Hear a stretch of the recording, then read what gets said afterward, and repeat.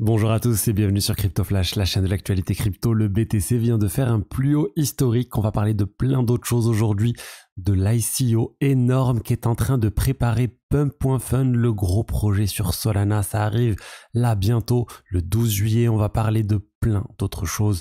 Je vais vous parler de Circle, je vais aussi vous parler de BNB et de Burn sur la BNB Chain et plein de sujets différents. Commençons avec le cours des crypto-monnaies. On a un BTC à 110 700 $ aujourd'hui, mais on a frôlé, enfin on a dépassé même les 112 000 $. C'est un plus haut historique, c'est à peine au-dessus du plus haut historique précédent, mais c'est quand même intéressant de voir que le Bitcoin vraiment se comporte toujours à part. Mais il y a d'autres actifs autres que la crypto qui continuent de monter aussi. Notons notamment Nvidia. Nvidia qui est la première société à dépasser les 4000 milliards de dollars de capitalisation. Donc ça se passe plutôt bien pour les actifs risqués en ce moment. SP500 a dépassé aussi son plus historique il y a quelques temps. Bref. Le marché est en train d'avoir envie de faire monter tout simplement des cryptos et des actifs risqués, sachant que les taux directeurs sont toujours assez hauts. Donc vraiment, je suis très optimiste sur la baisse des taux directeurs qui devrait arriver, je sais pas, peut-être dans un an, un peu moins d'un an, quand le président de la Fed va partir, Jérôme Powell, peut-être avant, j'espère avant, et je pense que ça sera même avant. Je reviens rapidement sur le piratage que je vous ai présenté hier de GMX.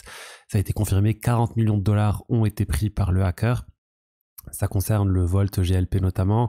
Et qu'est-ce que je voulais vous dire? Ça concerne uniquement GMX V1. GMX V1, c'est la première version de GMX qui existe depuis 2021-2022. Donc c'est censé être un protocole sécurisé, audité, et surtout qui a vraiment fait, qui a montré sa sécurité face à l'épreuve du temps, parce que 4 ans sans se faire pirater alors que ça gère des dizaines de millions de dollars, c'est quand même une preuve de sécurité. Là, on est en train de voir que non. Donc on attend le post-mortem final, c'est-à-dire l'explication détaillée de comment la faille a été exploitée.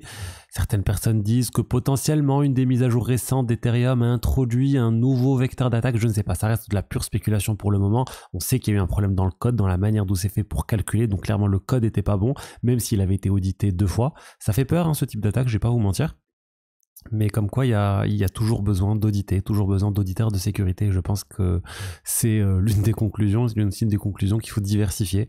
Quand vous investissez sur un protocole pour faire du rendement ou autre, diversifiez-vous. Investissez sur plein de projets différents et ne pas mettre vraiment tous ses œufs dans un seul projet, parce qu'il peut y avoir un problème, même des fois, c'est exceptionnel, hein, mais ça arrive de temps en temps, des protocoles qu'on pensait vraiment sécurisés qui se font pirater. Bref, c'est des choses que j'enseigne, hein, dans mon accompagnement personnalisé. Si ça vous intéresse à développer vraiment, à générer des revenus passifs avec vos cryptos, n'hésitez pas, vous avez le lien dans la description. Alors ensuite, on va parler... Ah si, et d'ailleurs aussi, je reviens juste sur le GMX, les forks, c'est-à-dire les projets qui ont copié le code de GMX V1 sont aussi potentiellement vulnérables. Alors elles ont beaucoup moins d'argent, mais notamment Fulcrum, c'est basé sur GMX, est concerné, et vous avez une liste ici de protocoles qui sont potentiellement concernés. Alors, on a parlé de BTC, de Nvidia, de piratage, et on va parler tout de suite tout simplement de Pump.Fun.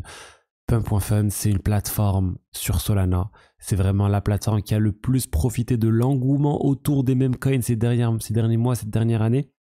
Ça a généré énormément d'argent. Ils ont généré plus de 700 millions de dollars en frais. C'est-à-dire c'est vraiment de l'argent qu'ils ont pu obtenir et qu'ils ont pris dans leur société et qu'ils sont peut-être versés en dividendes ou je ne sais quoi. Mais en tout cas, c'est clairement du bénéfice. C'est rare pour un projet crypto de générer autant de profits. Et là, ils ont annoncé l'airdrop, plutôt, excusez-moi, je dis airdrop parce qu'on aurait aimé une grosse airdrop, mais finalement c'est pas exactement ça. C'est une ICO, une levée de fonds qui va avoir lieu le 12 juillet. Ils espèrent lever 600 millions de dollars auprès du grand public. Ça va être disponible sur plein d'exchanges différents, Bybit, Kraken, Bitgate, Gate.io et d'autres. Je vous montre ici, hein, ils ont posté en fait sur Twitter l'ensemble des détails concernant cette ICO, la distribution, etc.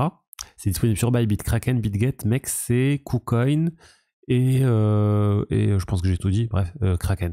Donc, par contre, sur Bybit, c'est pas disponible aux Européens. Sur d'autres plateformes, c'est disponible aux Européens. Donc, n'hésitez pas à jeter un œil un peu sur tout pour voir où est-ce que, si ça vous intéresse d'acheter ce projet.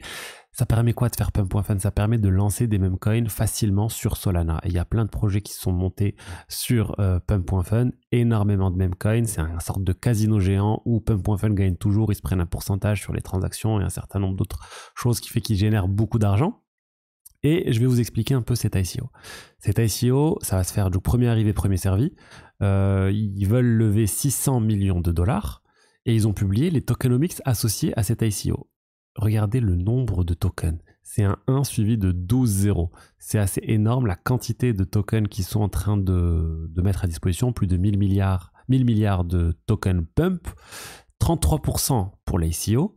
Mais je vais vous donner un petit truc pas cool ici au niveau de ces 33%. 24% pour la communauté. Donc ça veut dire qu'il y aura une sorte d'airdrop potentiellement plus tard. 20% pour la team, donc l'équipe. 2,4% pour l'écosystème. 2% pour la fondation. 13% pour les investisseurs. 3% pour le live streaming. 2,6% pour la liquidité. Globalement, ce qu'il faut voir, c'est à part les 33%, le reste, ça va aller à l'équipe ou ça va être contrôlé par l'équipe dans un premier temps. Donc vraiment une très très grosse partie contrôlée par l'équipe. Même pour les airdrops, c'est eux qui vont décider combien va être donné à ces airdrops. Et surtout les 33%, eh ben, il y a 18% qui est en fait pour une private sale qui a déjà eu lieu, qui a déjà été complète et ils ont déjà levé l'argent. Et il n'y a que 15% qui va être pour la public sale. Donc les 600 millions de dollars qui vont être levés là le 12 juillet, c'est que ces 15%. C'est-à-dire qu'ils ont déjà levé aussi 18%, ça représente dans les 700 et quelques millions de dollars. En tout, en fait, les 33%, ça représente 1,3 milliard de dollars. Et vous savez quoi? Le problème aussi, c'est que l'ensemble de ces jetons de l'ICO vont être disponibles à la vente directement le jour du TGE, donc quand on pourra vendre les tokens. Et ça veut dire qu'il y aura beaucoup de personnes qui pourront vendre, et ça inquiète un peu, parce que il y aura en fait beaucoup de pression potentiellement vendeuse, aussi potentiellement pression acheteuse, mais la pression acheteuse va être absorbée, je pense, par l'ICO initial. Donc on verra surtout, imaginez s'ils n'arrivent pas à vendre les 600 millions de dollars, c'est-à-dire que le prix du token va forcément chuter. Et du coup, ces tokenomics, moi, ils m'embêtent un petit peu. Ils m'embêtent parce que ça fait beaucoup pour l'équipe. Et regardez, si on regarde le graphique qui montre en fait combien de tokens vont être disponibles au lancement, eh ben on a quasiment 60% de tous les tokens qui vont être disponibles au lancement. Sachant que la valorisation totale du projet avec le prix de l'ICO, c'est 4 milliards de dollars. C'est-à-dire une market cap au lancement. La market cap au lancement, si juste on maintient le prix du token, on devrait être à plus de 2 milliards de dollars. Donc ça fait déjà un projet assez cher, beaucoup détenu par l'écosystème, enfin plutôt par la team, par les investisseurs, etc. Et pas beaucoup au niveau de l'ICO, je trouve. Au final, il n'y a que 15% de l'ICO. Et après, il y a un point positif tout de même, c'est que ce protocole, d'après ce que j'ai vu, devrait recevoir 25% des revenus générés par Pump.Fun. Pump.Fun génère beaucoup de revenus, donc ça donne vraiment de l'utilité au token. Ça, j'ai pas trouvé de source fiable sur ces 25%, c'est ce que j'ai vu plusieurs personnes reporter l'information, mais ça semble crédible, qui donne pas la totalité, mais qui donne une bonne partie, 25%. Et en fait, ça c'est bien parce que il y a assez rare les protocoles qui donnent autant d'argent, et surtout Pump.Fun génère beaucoup d'argent, ils ont généré plus de 700 millions de dollars. Mais honnêtement, moi, j'aurais aimé qu'ils fassent juste un airdrop géant. Imaginez, ils ont déjà 700 millions de dollars. Ils n'avaient pas besoin d'argent pour développer Pump.Fun. Il y a suffisamment d'argent dans la banque pour continuer de développer Pump.Fun. Ils auraient pu faire un airdrop géant comme Hyperliquid et ils ont choisi de ne pas le faire. Ils ont choisi de prendre encore de l'argent à leur communauté. Prendre encore 1,3 milliard de dollars en plus des 700 millions qu'ils ont. Donc 2 milliards de dollars. Je trouve ça assez triste au final. Je pense que le projet serait mieux porté s'ils avaient fait un airdrop incroyable. Et c'est pour ça, moi, je ne suis pas très fan, je vous le dis clairement, de cette ICO. Alors, on est encore une fois dans une situation où tout le monde a les mêmes informations. Tout le monde sait que cette ICO va avoir lieu à 4 milliards de dollars. Tout le monde sait les tokenomics. Tout le monde sait ce qui est prévu. Et en fait, c'est à chacun de choisir est-ce qu'il va rentrer ou pas dans ce projet. C'est un peu comme l'ICO de Donald Trump avec le projet, la World Liberty Financial. Tout le monde savait, pendant des mois on pouvait investir, personne n'était intéressé, et d'un coup ça s'est emballé avec le lancement du jeton, du même coin Trump, l'élection de Trump, etc.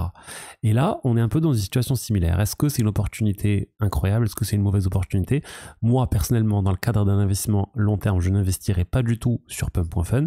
Après, je suis pas un trader, donc je vais pas aller essayer de faire un x2 au lancement, ce qui est possible, hein. Je dis pas que ça peut pas arriver. C'est juste que moi, je me vois pas investir sur le long terme sur Pump.fun.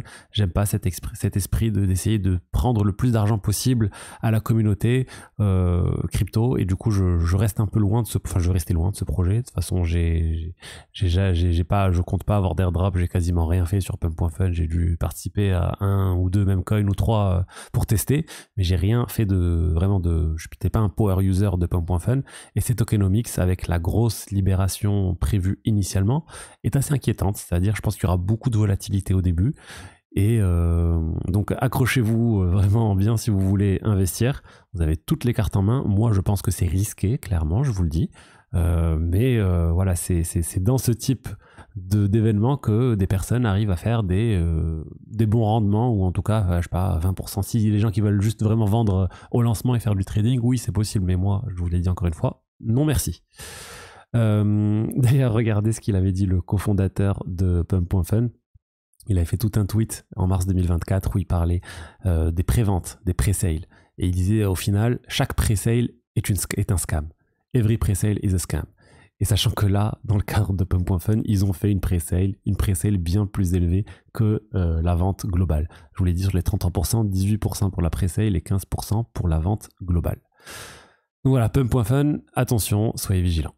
Ensuite, Circle continue de faire des partenariats assez énormes, nouveaux partenariats avec Bybit. Ils vont partager les revenus de l'USDC avec Bybit, sachant qu'ils le font déjà avec Coinbase. Après, ce qui n'est pas clair, c'est la part de revenus que va obtenir Bybit, mais en tout cas, c'est la stratégie de Circle, pousser l'USDC partout et donner de l'argent aux exchanges pour qu'ils l'utilisent.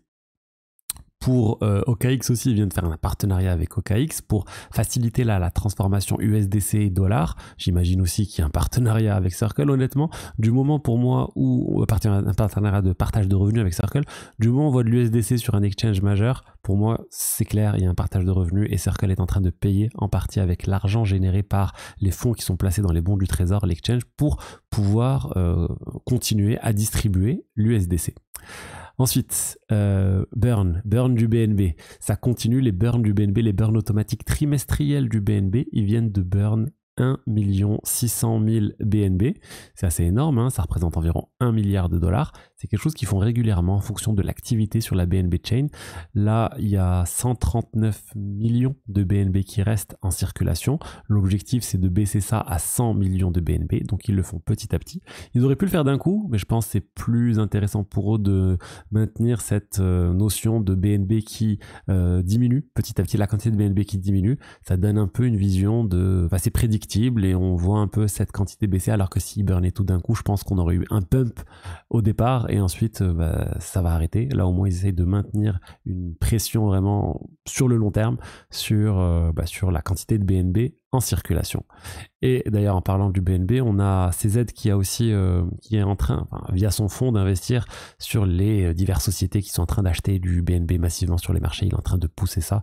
Donc vraiment, il est à fond là sur le BNB. Il est plus côté Binance, clairement pas. Il est vraiment sur son fonds privé. Il investit son propre argent dans des sociétés crypto, mais pas que, mais toujours vraiment pas mal crypto. Il est très présent sur Twitter d'ailleurs. Sur la crypto, il est vraiment revenu là en force. Voilà ce que je voulais vous dire aujourd'hui sur les diverses actualités crypto. J'espère que le contenu vous a plu. N'hésitez pas à liker, commenter, vous abonner, et je vous dis à demain pour la suite. Allez, au revoir, ciao ciao.